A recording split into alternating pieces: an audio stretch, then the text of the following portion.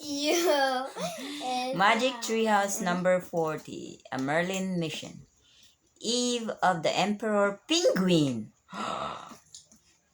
Penguin. This is different. Chapter 1. Smile. Jack was raking leaves on a chilly November afternoon. Geese honked overhead. Smile, said Annie. Annie was pointing her camera at him. No pictures now, he said. Come on, said Annie. Smile. Jack gave her a goofy smile. A real one, said Annie. I'm taking pictures for our family project at school. Jack crossed his eyes and made his smile even goofier. Okay, be that way, said Annie. I'm going into the woods. Good, said Jack. Go. Maybe the treehouse is back, said Annie. You always say that when you want me to stop what I'm doing and do something with you, said Jack. Maybe Teddy and Kathleen are waiting for us, said Annie. Yeah, said Jack. Maybe today's the day they want us to look for a first secret of happiness for Merlin, said Annie. Maybe they're going to send us to a super cool place. Good, hope they do. Have fun, said Jack. I want to finish raking these leaves before dark. He glanced up at the late afternoon sky, just in time to see a bright streak of light pass over the Frog Creek woods. Whoa! Jack turned to Annie with a smile. Did you see that? Hold that smile, said Annie as she took Jack's picture. Thanks. Perfect. But did you see that? Jack asked. The light going over the woods. Ha ha, said Annie. No, I'm serious. It was a bright light. Wait a second. Jack put down his rake and dashed into the house. Ma'am, Dad, he shouted. Annie and I are going for a walk, okay? Okay, called her dad. But be home before dark. And wear your scarves and hats, called their mom. We will. Jack grabbed their scarves, their hats, and his backpack from the hall closet and ran back outside. Let's go, he said to Annie. Annie put her camera in her jacket pocket and took off running with Jack. They ran up the sidewalk, crossed the street, and headed into the shadowy Frog Creek woods. They crunched over a carpet of fallen leaves until they came to the tallest tree. The magic treehouse was there. Kathleen and Teddy were looking out the window. The two young enchanters were both wearing dark cloaks. Hi, Annie shouted. We were about to come looking for you, said Kathleen. How did you know we were here? I saw the light, said Jack. Climb up, said Teddy. Jack and Annie hurried up the rope ladder. When they climbed inside the treehouse, they hugged Teddy and Kathleen. Is it time to go on another mission? Said Annie. Indeed, said Kathleen. And it is quite urgent now, said Teddy. Merlin is failing quickly, said Kathleen. She blinked back tears. Oh no, said Annie. Morgan wants you to find the final secret of happiness today, said Teddy. And then you must return to Camelot to present all four secrets to Merlin. You remember the first three, do you not? Sure, said Jack. We have three gifts to help us remember. I keep them in my backpack. A poem, a drawing, and a seashell, said Annie. Good, said Teddy. Here is where you will look for the final secret. He took a book from his cloak and handed it to Jack. On the cover was a picture of a volcano surrounded by snow and ice. The title said, The World of Antarctica. Antarctica? Said Jack. We studied Antarctica in school. There's hardly anything there. Where would we find a secret of happiness in Antarctica? I do not know, said Kathleen, but Morgan has sent a rhyme to help you search. She handed Annie a slip of parchment. Annie read Morgan's rhyme aloud. For the final secret, you must go to a burning mountain of ice and snow, on wheels, by air, then all fall down, till you come to the cave of the ancient crown. Then speed to Camelot by close of day, lest grief take Merlin forever away. Forever away? Said Annie. "I fear so," said Teddy. "I don't understand," said Jack. "This rhyme sounds like we're going to a fantasy world, a place with a burning mountain and a cave of the ancient crown. But Antarctica's a real place, totally real. Aye, Morgan's rhyme is a mystery to me too," said Teddy. "But you still have the wand of the Yantos to help you, do you not?" asked Kathleen. "Yes," said Jack, but he looked inside his backpack just to make sure. There it was, the gleaming spiraled wand of the unicorn. "Good," said Kathleen. "And you remember the three rules of the wand?" "Sure," said Annie. "The wand's magic only works if our wish is for the good of others. It only works after we've tried our hardest. And it only works if our wish is 5 words." "Excellent," said Teddy. "I wish you guys could come with us," said Jack. "We must return to Morgan and try to help Merlin," said Kathleen. "But with your courage and intelligence, I know you will be able to find the secret by yourselves." Jack nodded, embarrassed. But Kathleen's words did make him feel more confident. "And after you have found it, you must hurry to meet us in Camelot," said Teddy. "Just point to the word Camelot on the rhyme from Morgan and make a wish to go there." "Got it," said Annie. "Go now quickly," said Kathleen, "and good luck." "See you soon," said Annie. Jack took a deep breath, then pointed to the cover of the book. "I wish we could go there," he said. The wind started to blow. The treehouse started to spin. It spun faster and faster, then everything was still. Absolutely still. Chapter 2. Lots of Ice. "Welcome to Antarctica," said Annie. Jack and Annie were bundled in cold weather gear. They both wore snow pants, gloves, boots with spikes, and thick red parkas with hoods. Goggles covered their eyes, and wool masks covered their mouths and noses. A hiker's backpack had replaced Jack's own pack. Jack felt trapped by all the gear. He pulled his mask down under his chin and pushed his goggles onto his forehead. Annie did the same. Their breath made clouds of mist in the freezing air. "It's really cold here," said Jack. The wind stung his bare face and made his eyes water, but he kept his mask and goggles off as he looked out the window with Annie. The treehouse was on the ground. It was tucked under the overhang of an ice cliff near the ocean. Icy sea water sparkled in the sunlight. The shore was silent and deserted. "It looks totally empty out here," said Jack. "I still don't get it. How do we find the cave of the ancient crown here? No king or queen ever ruled Antarctica. In fact, no people ever lived here at all until explorers came in recent times." "Let's get started and try to figure it all out," said Annie. "Not so fast," said Jack. He pulled off his gloves and opened the research book to the first chapter. He read aloud. "The continent of Antarctica is the coldest, driest, and windiest place on Earth, larger in area than the United States. It is a land filled with ice cliffs, icebergs, ice shelves." "Okay, lots of ice," said Annie. "Got it. Let's go." "In a minute," Jack kept reading. "But Antarctica was not always a land of ice.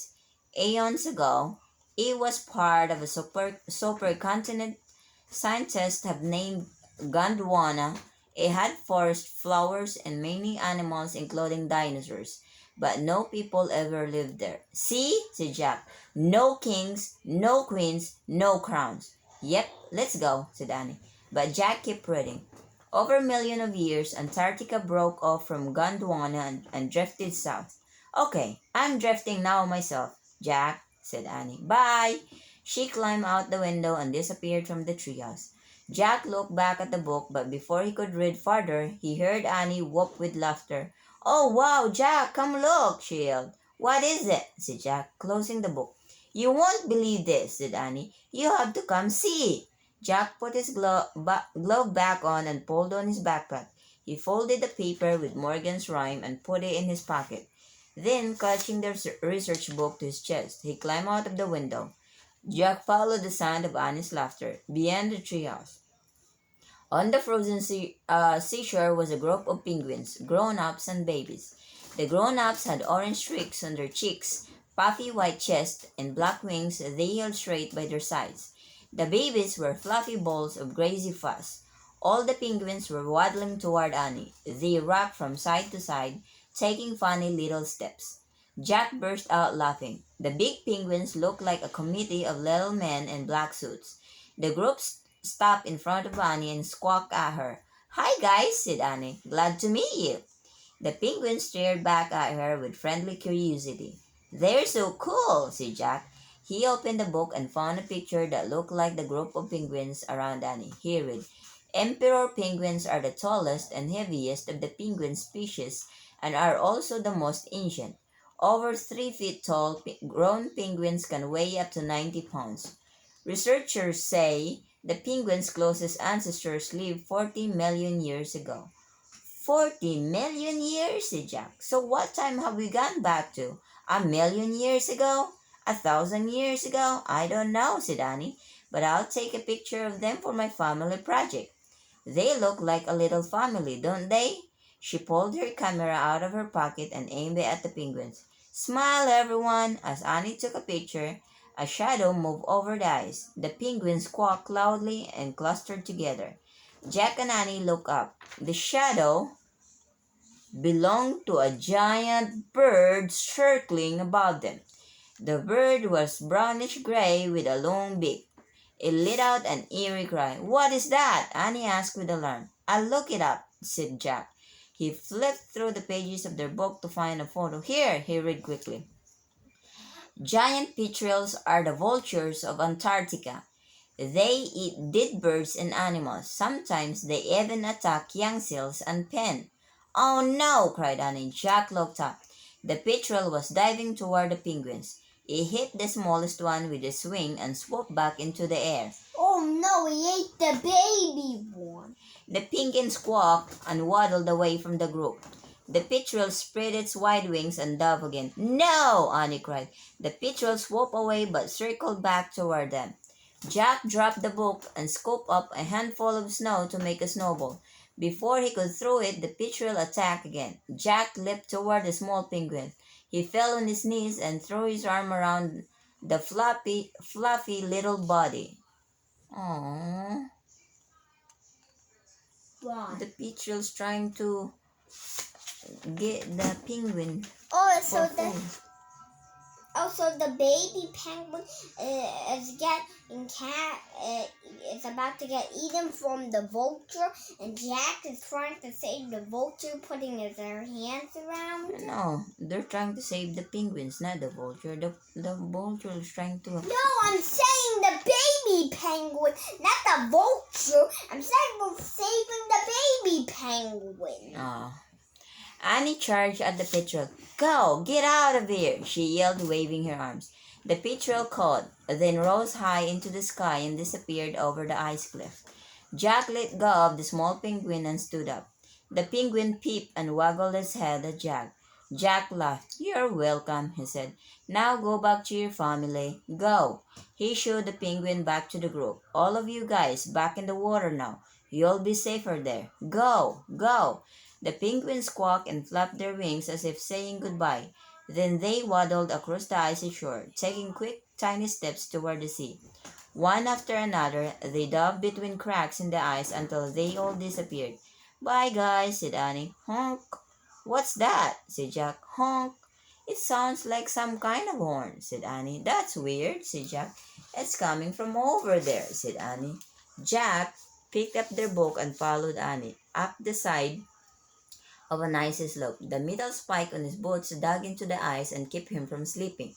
When he and Annie reached the top, they looked down. "Oh man," said Jack, "we haven't gone back in time at all." Chapter 3, Short Grown-Ups. In the icy field below the slope were yellow, brown, and green buildings, telephone poles, metal pipes, and storage tanks. Tractors and bulldozers move along gravel roads. It looked like a small town. Honk! The sound came from a red bus with gigantic wheels that was parked nearby. "What is this place?" asked Annie. Jack looked in their book and found a photo that looked like the scene below. The caption read, "McMurdo Station." Jack read the paragraph under the photo. "Antarctica has many scientific research stations, representing countries from all over the world. The largest is named McMurdo Station. Researchers live there for weeks or even months at a time. Honk! Jack looked up. He saw four people come out of a yellow building and start toward the bus. They were all bundled in red parkas with hoods, goggles, and masks. They carried backpacks and camera bags. They must be researchers, said Jack. Let's go talk to them, said Annie. We can't, said Jack. They'll ask why two kids are traveling alone in Antarctica. Maybe they won't know we're kids, said Annie. If we put our goggles and masks back on, we'll look just like them, only shorter. They'll think we're short grown-ups. I don't think so, said Jack. Just then someone jumped off the bus. Hi! Hi, folks! A woman shouted to the four researchers. I'm Nancy, your bus driver and guide today. Nancy caught sight of Jack and Annie. She waved her arms at them. Hello, she called. Are you two part of the group going up to the volcano? She pointed toward a mountain looming in the distance. Did you hear that? Jack said to Annie. A volcano. He cupped his gloved hands around his mouth. Yes, he shouted back in his deepest voice. We're coming. We are? Annie asked with surprise. A volcano, get it? Said Jack. A volcano is a burning mountain. All right, said Annie. Like in the rhyme, the burning mountain. Got it. Quick, cover up your face, said Jack. Jack and Annie covered their eyes with their goggles and pulled up their face masks. Then they started walking toward the bus. Try not to talk to anyone unless we have to, Jack said quickly. And if we do, talk in a really deep voice. No problem, Annie croaked in a really deep voice. Maybe you shouldn't talk at all, said Jack. Hurry! Nancy called to them. Coming! Jack shouted in his deepest voice, and they started running across the snow. By the time Jack and Annie arrived at the bus, everyone but Nancy had climbed aboard. Good! You made it just in time, Nancy said. Follow me. She bounded up the steps of the red bus and sat in the driver's seat. Without a word, Jack and Annie climbed on after Nancy. Walking down the aisles, Jack glanced at the others in the group. A couple of them nodded and he nodded back. Everyone was hidden behind goggles, ski masks, and bulky parkas. Jack couldn't tell anyone's age, or even whether they were male or female. Jack and Annie sat a few rows behind the others. Jack took off his backpack and put it at his feet. All set? Nancy asked. Looking in the bus mirror, Jack and Annie nodded. Nancy closed the door and started the engine. As the bus giant wheels moved slowly over the gravel road, Jack looked out the window. The sun shone brightly on the wide snowy fields. Glittering ice crystals blew in the wind. All the world around them seemed to be sparkling. How's everyone doing? Nancy called over her shoulder. Are you all happy campers? Everyone, including Jack and Annie, nodded. Good. I like travelers who don't complain, Nancy joked. So far, so good, Jack thought. No one seemed to suspect they were kids. We have a short ride, said Nancy, but enough time for you all to introduce yourselves to me. I'm Nancy Tyler, and I work here in Antarctica as a guide, a bus driver, and a flight mechanic. Cool, whispered Annie. I know you all come from different countries as researchers and journalists, said Nancy. Start from the front and tell me who you are. The woman in front pulled down her face mask. I'm Lucy Banks, she said. I'm an American and I'm a space scientist. I'm writing a paper on the use of robots of the crater of Mount Erebus. Hopefully this will help our work on Mars someday. Oh, brother, thought Jack, what can we say? That we're Jack and Annie from Frog Creek and we've come to Antarctica to find the first secret of happiness to save Merlin the magician in Camelot? Wonderful, Lucy, Nancy said. Antarctica is similar to Mars as any place you can find on Earth. Next. Ali Khan, biologist from Turkey, said the man sitting behind Lucy Banks. I'm researching heat-resistant bacteria in the crater of Mount Erebus. Quick think, thought Jack. Very good, said Nancy. Next. Tony Sars from Sydney, Australia. Another man said, I'm a travel writer for the Sydney Morning Herald. He held up a notebook. Good, said Nancy. Yes, thought Jack. He yanked off a glove and pulled his notebook and a pencil out of his backpack.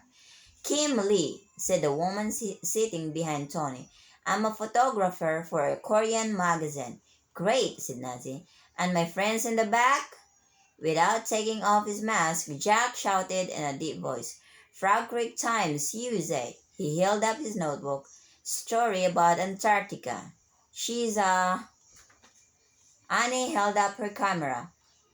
"His photographer," she called in a deep voice. "Excellent," said Nancy. "A great group. We'll hear more introductions later. Now, I know you've all heard this before, but I have to tell you again. It is very important to remember the rules here in Antarctica." Jack opened his notebook and got ready to write down the rules. "Never rush," said Nancy. "You should always think about where you're going and what you're doing," Jack scribbled. "Go slow. Never walk on snow and ice fields alone," said Nancy. "In many places beneath the snow, there are deep hidden cracks in the ice," Jack wrote. "Stay with others. Cracks in ice. And remember, all of Antarctica is a nature preserve," said Nancy. "Never ever touch or disturb the wildlife." "Oops," said Annie. Jack frowned. "We really broke the rules with those penguins," he whispered. "I know, but we won't do it again," Annie whispered. "Right," said Jack. He wrote down, "Never touch wildlife." "Got all that?" Nancy asked the group. Everyone nodded. "Good," said Nancy. "I look forward to sharing Antarctica with you today. I know you'll all find some great information and stories." As the bus rolled along, no one gave Jack and Annie a second look. Nancy called us friends. Jack whispered to Annie, "The others must think she knows us." "Yeah, and she thinks we're friends with them," said Annie. "We're getting away with this," said Jack. He could hardly believe it. "It reminds me of our last mission," Annie whispered, "on the ship with the ocean scientist." "This is better," said Jack. "Here everyone's treating us like grown-ups and I don't feel like throwing up." "And nowadays, women get to do really cool stuff too, like men do," said Annie. "Good point," said Jack. "But there's still stuff about our rhyme I don't get." He pulled the rhyme out of his pocket and he and Annie read it silently. "For the final secret, you must go to a burning mountain of ice and snow, on wheels, by air, then all fall down, till you come to the cave of the ancient crown, then sped to Camelot by close of day, lest grief take Merlin forever away." Oh, the penguin and the ancient crown. "See, it sounds like it's talking about a magical world," said Jack. "But Antarctica is 100% real. It's filled with scientists." "I know, but some of the rhyme fits," said Annie. "Like you said, the burning mountain of ice and snow is the volcano, Mount Erebus." She pointed out the window of the bus, and there it is. A white mountain loomed in the distance. Ice and snow covered its slopes, and puffs of smoke rose from its peak, drifting into the blue sky. "It's burning." "All right," said Jack. "And we're on wheels," said Annie. "Yep," said Jack. He looked at the rhyme again. "Okay, burning mountain of ice and snow on wheels. But then what about by air?" "What?" "Oh my gosh," said Annie, craning her neck. "What?" said Jack. "Look over there," said Annie. Chapter 4, Happy Campers. Touching down onto a flat, snowy field was an orange and white helicopter. I want to go watch the... Touching down onto a flat, snowy field was an orange and white helicopter. The helicopter had skis on the bottom so it could land on the ice and snow. The bus came to a stop at the edge of the field. Dad said 20 more minutes in it. "We must be going to the volcano in a helicopter," said Annie. "By air, just like the rhyme says," said Jack. "Great!" Jack had always wanted to fly in a helicopter. Nancy stood up. "For those of you getting off the bus now, please remember," she said. Oh, the monster gear. "The helicopter blades are extremely dangerous. Always wait for a signal from the pilot before approaching the chopper." Everyone watched as the spinning blades slowly came to a stop. The pilot waved from the helicopter window. "Okay, Pixies, we can go," said Nancy. Jack put the rhyme back into his pocket. He pulled on his backpack, then carrying his notebook and pencil. He filed down the aisles after Annie and others who would join them in the helicopter. They all scrambled off the bus into the dazzling sunlight. "Jump aboard," said Nancy. Jack and Annie followed the 4 other adults up the steps of the helicopter and squeezed into a small cabin. Sitting in 2 rows of seats behind the pilot, everyone buckled their seatbelts. Nancy pulled the door shut and turned the latch. Then she sat next to Pete and put on a set of headphones. Headphones on, everyone. They're under your seats, she said. They'll protect your ears from the chopper noise. And also, yeah. You know why I came back? Because the NASCAR's not on until 20 minutes. Okay, and also serve as a radio so I can talk to you. Everyone reached under their seats and took out headphones. Jack and Annie pulled off their hoods without taking off their goggles or face masks. They placed the headphones over their ears. The thick pads muffled the sounds around them. Jack heard Nancy's voice over his headphones. Testing 1, 2, 3. Can everyone hear me? Everyone nodded. Okay, Pete. Take us to Mount Erebus. Pete, the pilot, started the helicopter, even with his headphones on. Jack heard the roaring of the engine and the spinning of the blades. He held his breath as the chopper trembled and lifted off the ice and snow. The helicopter shook and tilted. Then it buzzed forward through the blue sky. Annie aimed her camera out the window and took pictures. The Korean photographer did the same, and the Australian journalist scribbled in his notebook. Jack was too excited to take notes now. This is great, he thought. All the words in the rhyme are coming true. As they flew toward the burning mountain of ice and snow, he tried to remember what words came next.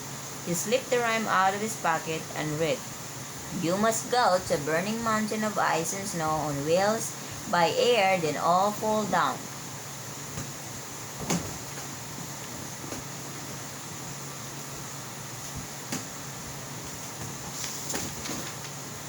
All fall down? Wait a minute, what does that mean? Thought Jack. Does that mean the chopper falls down?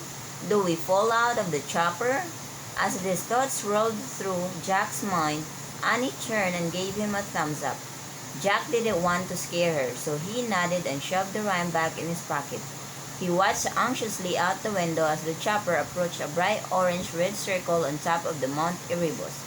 Below is one of the world's most famous lava lakes, said Nancy, over the headphones.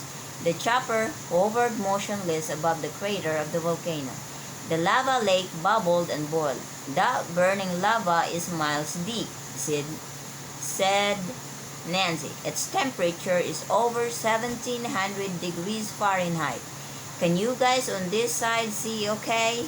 Pete tilted the helicopter to one side and then the other. Everyone but Jack awed and awed. Kimberly and Annie took pictures. Go, thought Jack, before we all fall down. Okay, Pete, that's great, said Nancy.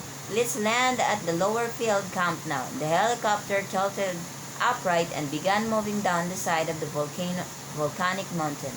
Jack saw a small orange building sticking up from the snow. Colorful snowmobiles were parked near it. Moments later, the chopper touched down onto the slope. It rocked and shuddered, then came to a stop. Whoa, thought Jack.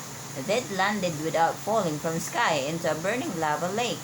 But then, what could all fall down in the rhyme mean? Stay seated till the blades come to a complete stop, said Nancy. Everyone remained in their seats with their seatbelts and headphones on. As you know, we'll be driving our snowmobiles up to the summit, said Nancy. Driving a snowmobile can be very dangerous on these steep, icy slopes. Please remember everything you learned in your snowmobile training yesterday. As the others nodded, Annie nodded too. Jack nudged her. They'd never had any training with snowmobiles. Another warning, said Nancy.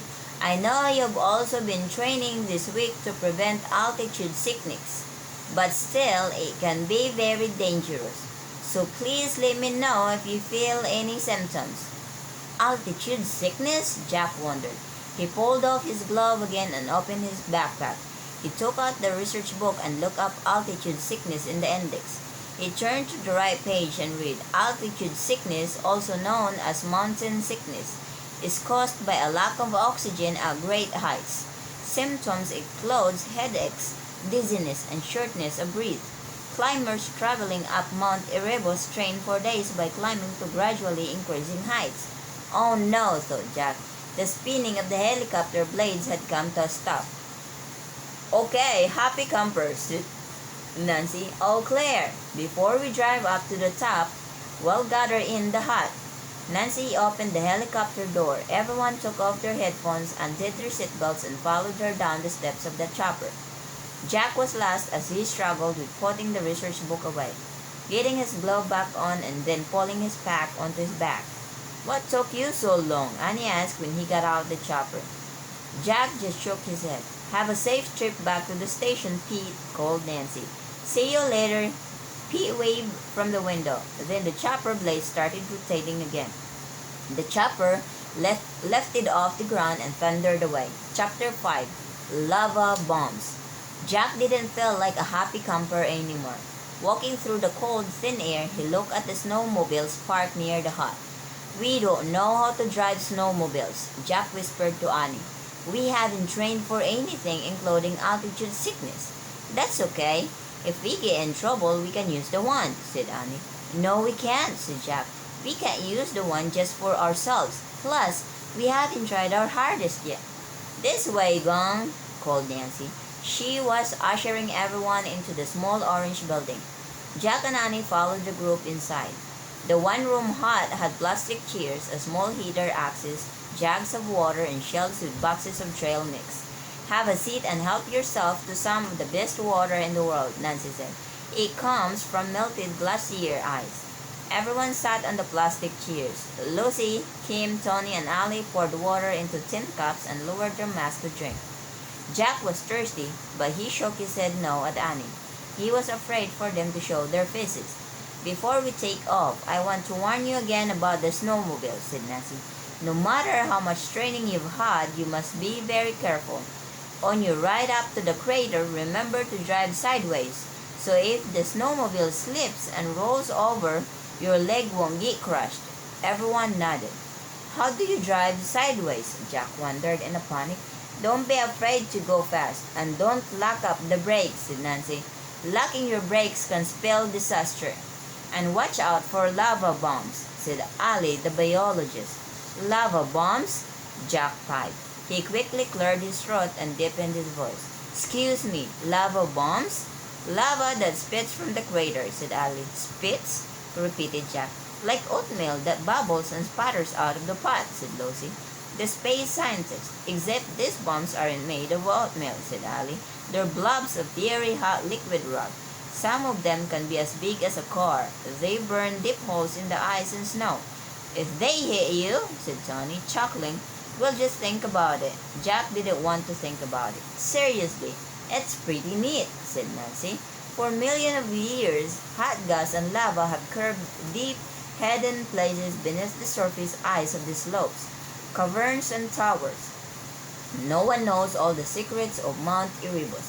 Nancy took a last sip of water and put her cup down. Okay, guys, you have a few hours to do your experiments and get your stories. Then Pete will come back for us. Let's go. And Jack stood up to go. He almost fell over. The room was spinning. He closed his eyes, but that only made it worse. After the others had filled out the door, Jack sat back down on his chair. I'll just stay here for a second, he thought, his heart pounding. You okay? Said Annie, coming back into the hut. I'm dizzy, said Jack, trying to catch his breath. I think I've got altitude sickness. I don't feel so great either, said Annie. Try taking off your mask and goggles so you can breathe better. She helped Jack lift off his mask and goggles. Does that help? Yeah, a little. Jack took a deep breath, but we need lots of help. What do you mean, said Annie. Help getting over altitude sickness, said Jack. Help driving snowmobiles. Help dodging lava bombs. Help finding an ancient crown. And what is that anyway? An ancient crown. Nancy poked her head back into the hut. What's up, you guys? You coming? Yikes, said Annie. Jack quickly tried to put his goggles and mask back on, but it was too late. What are you? Who are you? Nancy sputtered. You're not a journalist. You're a kid. Don't worry, said Annie in a deep voice. He's my son. What? Said Nancy. He is, said Annie. I often take him on my assignments. You what? Said Nancy. Annie gave it up, said Jack. We're caught. Oh, okay, said Annie. She pushed up her goggles and pulled down her mask. I'm Annie, and he's Jack. We're sister and brother. I'm going to have a heart attack, said Nancy. What are you kids doing here? We were looking for... Annie stopped. Jack knew even Annie couldn't explain their mission to save Merlin to Nancy. This is unbelievable, said Nancy. I've got to get you two back to the station. Your parents must be frantic. I can't believe this. No, it's our fault. No one will blame you, said Jack. But Nancy was pulling out a small radio. Come in, Pete, come in. The radio crackled and popped. Then Pete's voice came through. Here you, Nancy, he said. Pete, you need to get the chopper back here quick and pick up two of my group. They're just little kids. Not so little, thought Jack. Repeat that, Nancy, said Pete. Two little kids came with the group. Nancy shouted. I didn't know they were kids. Oh, it's too hard to explain. Can you come back right away, please? Sure thing, said Pete. You head up with the others. I'll pick up the kids. Thanks. They'll be here at the hut, waiting for you to take them back, said Nancy. Over and out. Chapter 6. All Fall Down. Nancy put away her radio and looked at Jack and Annie. I don't know how you two got past me. We're sorry, said Annie. This is unbelievable, said Nancy. Jack couldn't believe it either. How did they miss up so badly? I'm so sorry I brought you here, said Nancy. No, it's our fault, Jack said again. It's mine, all mine. Oh, said Nancy. She seemed near tears. You're just little kids. Not so little, thought Jack again. Gee! A snowmobile rumbled outside, its engine warming up. Oh there, said Nancy. I've got to lead the group up a safe road to the crater or they'll be in trouble. But Pete should be back here in just a few minutes. Will you be okay by yourselves till then? We'll be fine, don't worry, said Annie. Good, said Nancy. Here, sweeties. She poured some water into 2 cups and gave them to Jack and Annie. Drink. While they drank the water, Nancy spread a blanket on the floor and turned on the small heater. Lie down here, she said. Just rest. She patted the blanket. Jack and Annie lay down. Nancy covered them with another blanket. If you get thirsty, drink more water, she said. Thanks, said Annie. Jack was too embarrassed to say anything. He felt like a preschool kid being put down for a nap. Okay, Nancy said with a big sigh. You kids nearly gave me a heart attack, she repeated half to herself as she left the hut. Sorry, said Jack, but Nancy was gone. Soon the roar and rumble of the snowmobiles filled the air as Nancy led the scientists and journalists up the mountain. We really missed up our mission this time, said Jack, lying under the blanket. And we were doing so well too, said Annie. She sat up. Can I see Morgan's rhyme, please? Jack pulled the rhyme out of his pocket and handed it to Annie. Okay, said Annie. She read aloud. Then all fall down till you come to the cave of the ancient crown. I wonder if this counts as falling down, asked Annie. She put the rhyme into her pocket. I don't think so, said Jack. I don't know what that means, and there's no ancient crown in Antarctica. It's all science and research and rules and helicopters and snowmobiles. It's the real world. His voice trailed off. Well, I know one thing. I don't want to waste time lying around there, said Annie. She threw off the blanket and stood up. At least I can take a few pictures while we wait for Pete. You really feel like doing that, said Jack. Not really, but I'm going to try, said Annie. Maybe I'll see an ancient crown. Yeah, sure, said Jack. Annie put on her goggles and ski mask and headed outside. Jack reached into his pack and pulled out their book. He took off his glove and looked up ancient crown in the index. He wasn't surprised to find it wasn't there. Jack put the book back in his pack and took out his notebook. He read over his notes. Go slow, stay with others, cracks in ice, never touch wildlife. Jack's hand was cold, so he put his glove back on. He put away his notebook and then laid his head back down and closed his eyes. He just wanted to sleep. The warmth from the small heater felt good. The sound of the snowmobiles was fading into the distance. As he started to fall asleep, the words of his notes ran through his mind. Go slow, stay with others, cracks in ice. Oh no, thought Jack. He sat straight up. He tossed off the blanket. He threw on his pack and rushed out of the hut. The wind was blowing the snow into icy clouds. Jack pulled up his ski mask and lowered his goggles. Annie! He shouted. What? Her voice came from the distance. Jack caught sight of her. She was aiming her camera up the slope at the smoking crater of the mountain. You have to come back, he shouted, walking toward her. You shouldn't be walking around by yourself. Okay, Annie put her camera in her pocket. Come on, said Jack. He took Annie's hand. They held onto each other and walked through the blowing snow toward the hut. Remember Nancy's rules, said Jack. There are deep cracks in... Ah! Before Jack could finish, the ground beneath him gave way, and he and Annie crashed through a thin layer of snow, hiding a deep crack in the ice. Jack and Annie landed on an icy ledge. Clumps of snow fell on top of them. Silence filled the air. A thin shaft of light came from the opening they had fallen through. It was at least 10 feet above them. You okay? Jack said. I think so, said Annie. They both sat up slowly. Annie peered over the edge of the ledge. Uh-oh, she said. Look! Jack looked. He and Annie were on the ledge of a ravine that plunged thousands of feet down into the darkness. This must be one of those hidden places in the mountain Nancy talked about, said Jack. The ones made by the lava and hot gases. It's incredible, said Annie. She reached into her pocket for her camera. As soon as Annie moved, Jack heard the ice crack. Don't move, he said. Annie froze. Forget pictures, said Jack. We're facing serious danger here. If we move, the ice might break under us and we'll fall thousands of feet. Cut it, said Annie. She took a deep breath. Maybe we should use the wand. We can't, said Jack. The wand won't work. We can only use it for the good of others, not just ourselves. Darn, said Annie. They were both still for a moment, listening to the immense silence. Oh my God, look at that. Around them. Okay, said Annie. I didn't know they were all the way down there and they were gonna fall all the way. They did fall. Okay, said Annie. The way is it, if we don't use the wand, we'll be stuck here forever. Soon we'll make the wrong move and fall. Right, said Jack. So we'll never find the secret of happiness for Merlin, said Annie. Merlin will fade away completely from sorrow, and Camelot will lose his magic forever. They Right. need to jump. They can't, that's thousands feet high. Right, said Jack. So maybe in this case, rescuing ourselves isn't just our Why good. did you say 1,000 feet high? It's not 1,000. That's 1,000 feet deep.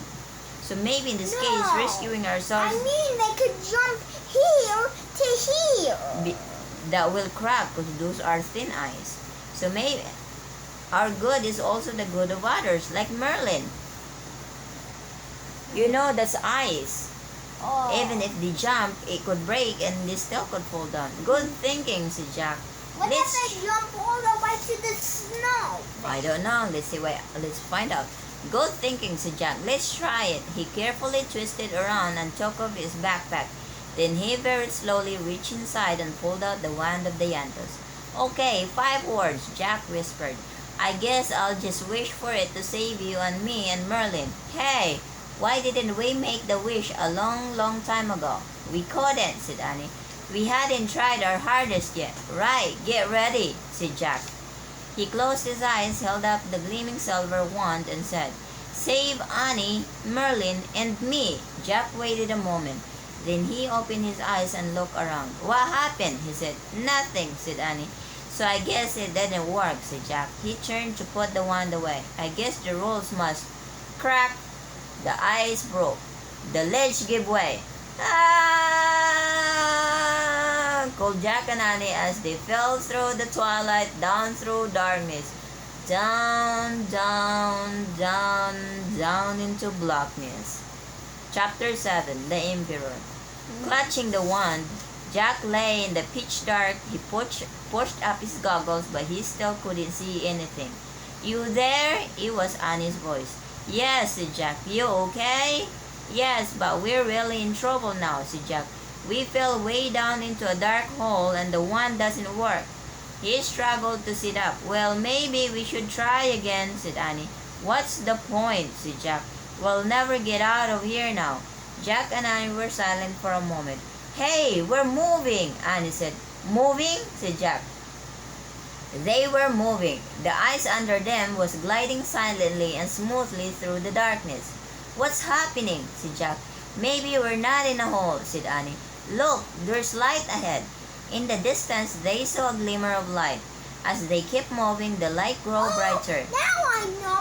It grew brighter and brighter under... Mom, now I know. They were in the there was a volcano. And then they had to fall down inside the cave. And that was the blackness with the cave. And the emperor of the king emperor is inside the cave. Could be. That could be it. In the distance, they saw a glimmer of light. As they kept moving, the light grew brighter. It grew brighter and brighter, and they did slip out of the dark tunnel into dazzling light. Now Jack could see they were lying on a slab of ice floating down a narrow river. We're on an ice raft, said Annie. What's happening? Said Jack again. I don't know, said Annie, but I think maybe the one did work. The ice raft floated through the light and shadow, past tall frozen cliffs. Then it glided toward an archway in one of the cliff walls. Where are we going? Asked Jack. The raft floated through the archway into a gigantic cavern. The cavern was like a huge icy cathedral. Its walls shone as if they were covered with silver. Oh, whispered Annie. What is this place? Said Jack. I don't know, but now I'm sure the wand works, said Annie. The ice raft kept floating along a thin river inside the cavern, past icy archways and jagged ledges. Jack felt as if they were being watched. He thought he heard whispering and breathing. Look, said Annie. She pointed to one of the cave openings. Standing on the ledge outside the cave entrance were two penguins. I told you the riddle was about the cave, and then there was the emperor penguin inside me. They looked just like the emperor penguins Jack and Annie had seen earlier. Let's see if the Jack and Annie, just listen to the Let's story. see if the emperor penguin's in there. I'll be worried if the emperor penguin's in there. Okay, Jack and Annie stood up so they could see better. As their raft floated toward the ledge, the penguin in front stepped back into the cave.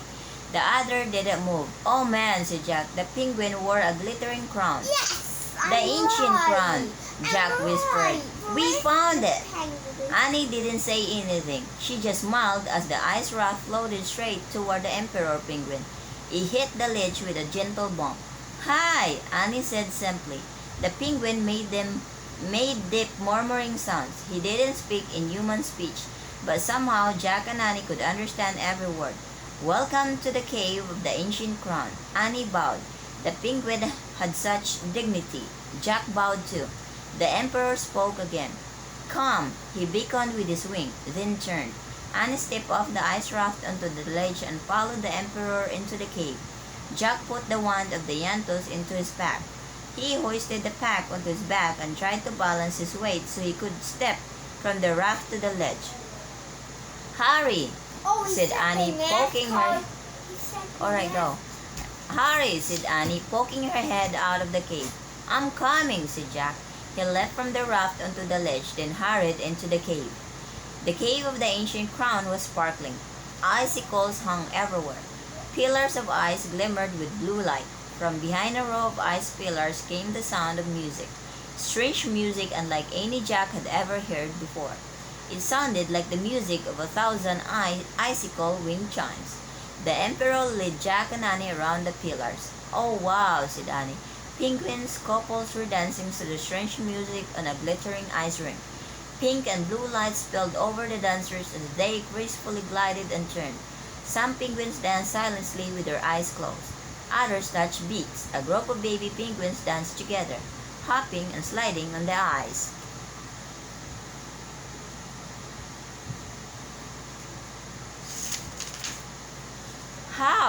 How could this be happening? Stammered Jack. Don't ask, whispered Annie. It's magic. A murmur went through the ballroom as the penguins began to notice Jack and Annie. Though the strange music kept playing, all the dancers came to a stop. None of the penguins seemed alarmed, though. They all looked at their visitors with calm, friendly faces. The emperor spoke to Jack and Annie. Word reached us earlier that you saved one of our own. We have been hoping to meet you. Puzzled, Jack looked at Annie. When we first got here, remember? She whispered. All right, said Jack. He had forgotten all about rescuing the small penguins from the pit trail.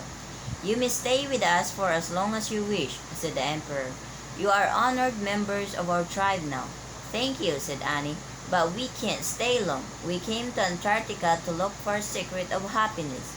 To save one of our friends, said Jack. It felt natural to tell the Emperor and his tribe the truth. They live in a world as magical as the world of Camelot. His name is Merlin. He's the magician of Camelot, and he's really sad. The penguins began murmuring and whispering to one another. Jack couldn't understand what they were saying. From the back of the crowd, a baby penguin waddled forward, the tiniest one in the tribe. Oh, look, breathed Annie. Jack grinned from ear to ear. The baby was a fuzzy gray ball with dark eyes, big dark eyes. It was even smaller than the young penguin they had saved from the pit trail. The little penguin waddled up to the Emperor. Peep, peep, she said. The Emperor looked down at her. Peep, peep. She says she wishes to go with you, said the Emperor. She wants to help your friend. But she's so little, said Annie. What about her mom and dad? She is an orphan, said the Emperor. Her parents were lost in a terrible storm, but she is very brave and full of joy. I know that she will bring happiness to your friend Merlin.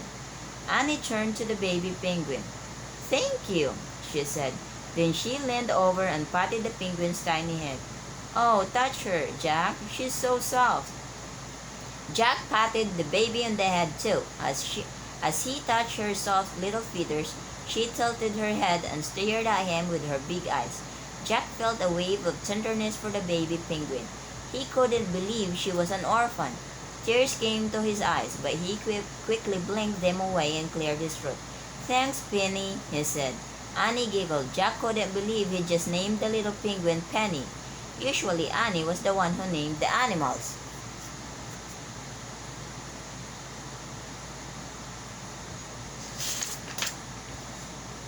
Said Penny. She would like you to pick her up, said the Emperor. Oh, okay, said Jack. He leaned over and held out his arms. Penny snuggled close to his parka. Peep! Jack laughed and picked Penny up. He held the little penguin tightly. The Emperor turned to the crowd. He said something Jack couldn't understand.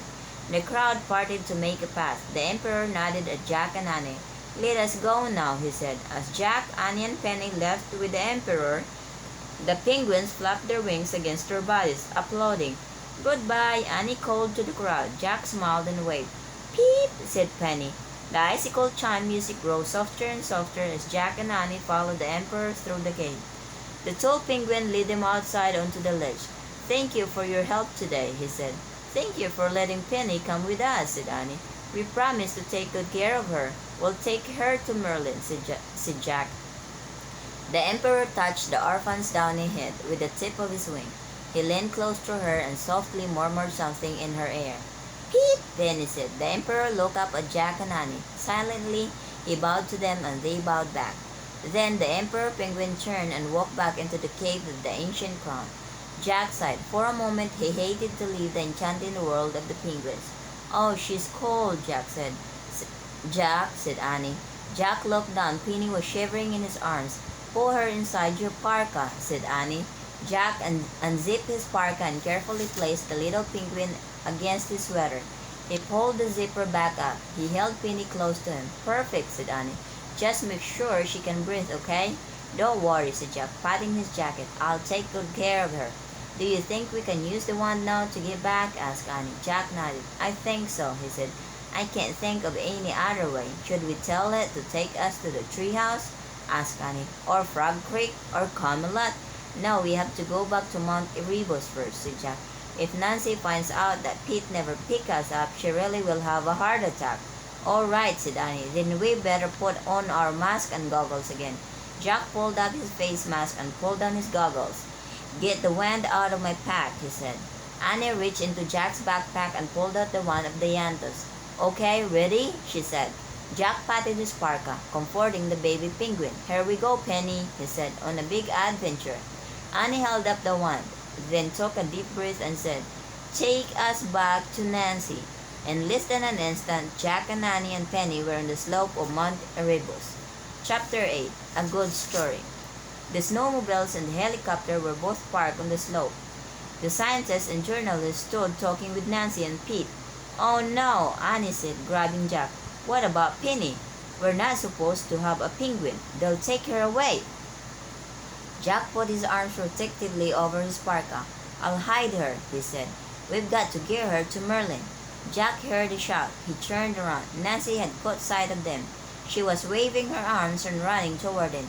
"Hey, you two!" Nancy called. She dashed across the snow and threw her arms around Annie, then Jack. Jack held his breath, hoping Penny wouldn't be squashed. "Peep!" Jack pulled away from Nancy and pretended to cough. He made his coughing in a sort of peep. "The chopper just got here," said Nancy. "Pete told me he was delayed by a snow squall. I freaked out. Where have you been? Are you okay?" "Don't worry, we're fine," said Annie. "Perfect," said Jack. "We don't feel a bit sick or anything. We were just getting some fresh air. We're ready to go now." Jack started walking toward the chopper. Annie grabbed Nancy's arm and walked with her. "Did you have fun on the mountain?" Annie asked, trying to keep Nancy's attentions off Jack. "What happened? What did you see?" "We saw lots of things, but I was worried about you guys the whole time," said Nancy. "Your parents must be frantic back at the station." "They had their own expedition today," said Annie. "They studied penguins." "Peep! What was that?" asked Nancy. Jack did his bird cough again. "Are you sure you're okay, Jack?" Nancy called after him. "I'm perfect," he said. As the three of them approached the others, they were greeted with cheers. Nancy must have told everyone that we're just little kids, Jack thought. "So glad you're safe, young man," said Ali, the biologist, who slapped Jack on the back. Penny, Pip, and Jack coughed. "Sorry you couldn't make it up to the top," said Kim, the photographer. "That's okay," said Nancy. "We still got a good story. Did you know?" said Lucy, the space scientist. "Yes, a really good story," said Anne. "Excellent. But you must not tell us all," said Tony, the journalist, "or one of us will steal it." Tony laughed, and the others laughed with him. "Okay, we'll keep it a secret." Annie smiled. Pete opened the door of the chopper. "Brave little kids first," said Nancy. "Oh, brother," said Jack. Nancy ushered Jack and Annie toward the helicopter. They scrambled up the steps, climbed aboard, and sat down. As the others climbed in and got settled, Jack loosened his seatbelt so he could buckle up without crushing Pete. "Peep!" Jack coughed. But to his relief, Pete started the engine. The rotor blades began to spin. "Headphones!" yelled Nancy. Everyone pulled on their headphones. Nancy gave Jack and Annie a big smile and a thumbs-up sign as the helicopter lifted off the mountain slope. "I love late spring evenings in Antarctica," Nancy said to the group. Jack looked out the window. The evening sky was lavender with streaks of pink. "This light always reminds me that we're in a different world from the world back home," said Nancy. Jack and Annie smiled at each other. If only the others knew how many different worlds there really were. The chopper swept up through the soft light of the cold sky. Up the slope of the burning mountain, past the orange-red lake of boiling lava, over white fields of ice and snow, until finally it landed at the heliport, where the red bus was waiting. The chopper blades stopped spinning. Pete gave the signal, then Jack and Annie followed Nancy and others out of the helicopter. Jack held Penny in place under his parka as he boarded the red bus. He sat with Annie near the back. Nancy took the driver's seat and started the engine. As the bus rolled along, Jack peeked inside his parka. Penny looked up at him. She blinked a few times as if she was a little worried. Jack patted her gently until she closed her eyes and fell asleep. Jack kept patting the front of his parka to comfort Penny. He looked out the window and patted the baby penguin the whole ride. As Penny snuggled close to Jack, none of his worries of the day mattered anymore. His fear of falling into the lava lake, his dread of altitude sickness, his embarrassment at being caught by Nancy, all the cares and confusions of the day were wiped away by his feelings for the orphan penguin. When the red bus stopped at the station, Jack and Annie followed everyone down the aisle and climbed off. As the others stood talking in a group, Jack and Annie started walking away. "We're leaving now. Bye, Nancy," said Annie. "Bye, everyone. Thanks for everything," called Jack. "Oh, no, you don't," said Nancy. She grabbed them both by the sleeves of their parkas. "I'm not leading you two out of my sight again. Not until I hand-deliver you to your parents." But, our parents are still on their penguin expedition," said Annie. Then I'll take you to where you're staying, said Nancy. Come on. Clutching their parkas, she started walking them toward the buildings. You all must be staying at the wildlife quarters, right? Ah, yes, said Jack. Nancy led Jack and Annie to a building at the edge of the compound. Well, here you are. Home safe and sound. Thanks, said Annie. Bye, said Jack. He was desperate to get away with Penny. Wait, said Nancy. Oh no, what now? Thought Jack. I'm still worried about you guys, said Nancy. Are your parents really here to study penguins? I want you to tell me the true story now. Annie heaved a sigh. Okay, the true story is that Jack and I came alone to Antarctica in a magic treehouse. Annie, said Jack. But Annie kept talking. It belongs to Morgan Le Fay of Camelot. Morgan wants us to find the fourth secret of happiness for Merlin the magician. See, he's very sad, and as soon as we leave Antarctica, we're headed for Camelot to cheer him up.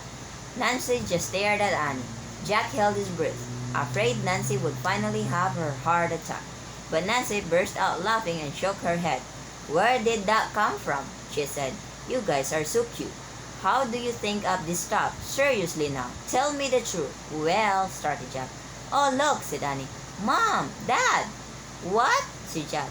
There they are, said Annie. She pointed to a couple bundled up in parkas, goggles, and schemas. They were walking toward the building. All right, said Jack. Mom, Dad.